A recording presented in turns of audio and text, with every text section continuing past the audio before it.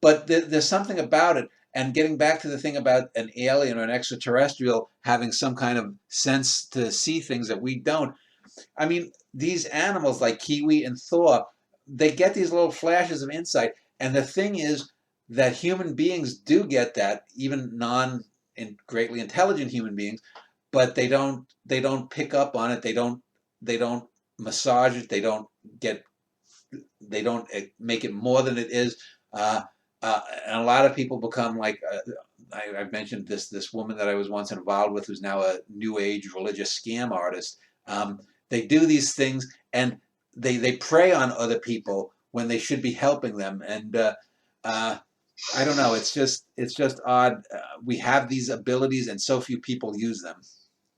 You seem to notice a lot with animals too. I recall in one of your plays you had uh, you noticed a crow and a squirrel and their interaction together, and they were about to do battle, and the crow had this recognition. The squirrel was sort of oblivious to it, Hmm. and the crow just decided that because the squirrel is actually a fairly formidable foe, that he would deter and just go on with its thing. But in that moment, it was evaluating whether or not to attack the squirrel.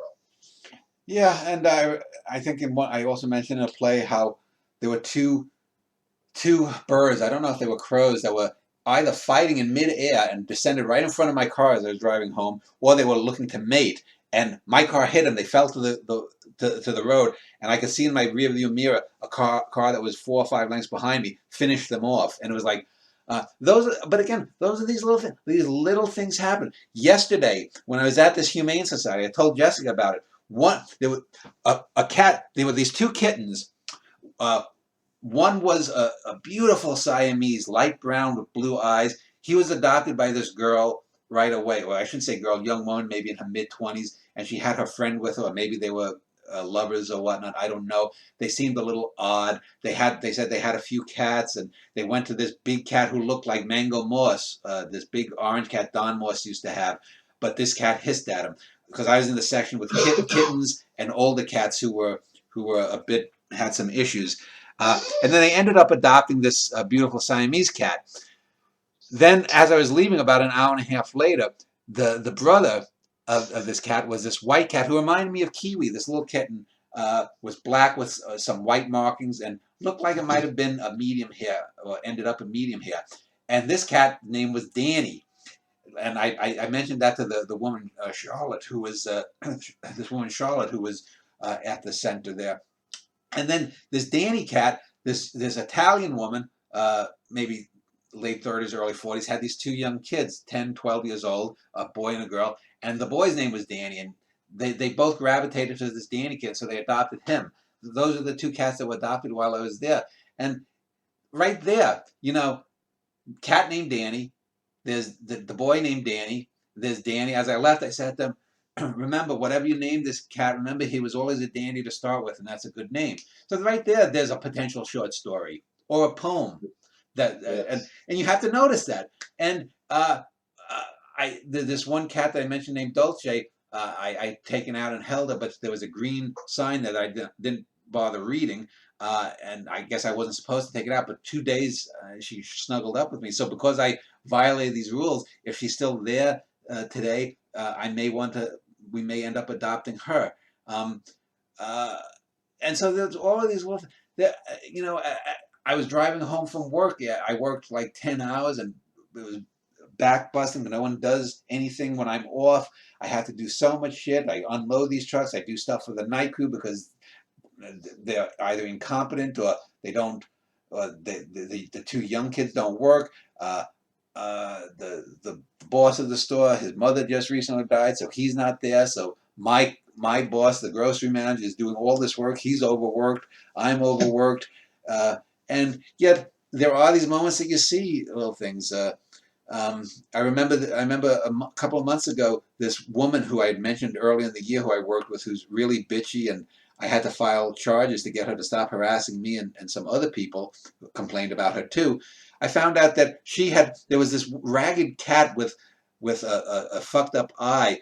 Really, it looked like it was near death. And I had mentioned this to one of the other people, and this woman, this who works there, who's generally nasty, mentioned that she had taken that cat to a vet to get it looked at.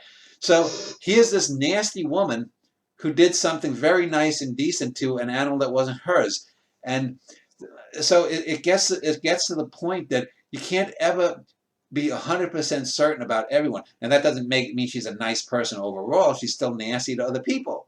But she did have this apparent one moment where she spent some of her own money, probably a few $100 at minimum, to help this other creature. Another nasty woman I worked with at the store that fired me. I remember seeing she had a daughter who came to at the store one day, and the daughter was very nice and well spoken. And when that nasty woman got fired, I felt bad because this daughter now was in economic jeopardy, if you will, because her mother was a piece of trash who probably couldn't get another job that paid that well, and is probably working at a gas station or something. And yet, so this is the thing. You can't. I try not to dismiss things. Jess is far more dismissive of people and things than I am. I again like to look at things in totality. She likes to jump to these quick conclusions. We were arguing because I wanted to go to the Humane Society and take her there, and I today, and I said, let's get there when it opens at 11. Now it's past 11 now. It's about 11:35. So Jessica will get back from running soon. She'll take a shower, we'll eat, and then go. Uh, because I thought maybe if there's a cat that I like, I want to make sure that cat isn't gone. But Jessica, wants to do things her way, and we always end up doing things her way because I've learned it's not worth arguing about with it because she, she is what she is, and that's one of her negative aspects. She has far more positive aspects, but that's one of her negative aspects. And when we go out to eat and whatnot, we go 95% of the time where Jessica wants to go, and then the 5% of the time it'll be like as if that balances out. Well, we ate there this time. 3 weeks ago, we ate at this place. We went to do what you wanted, 3 times a year. That should be enough. But that's just the way it is, and there's nothing you can do to change it. And I've learned enough to know that. So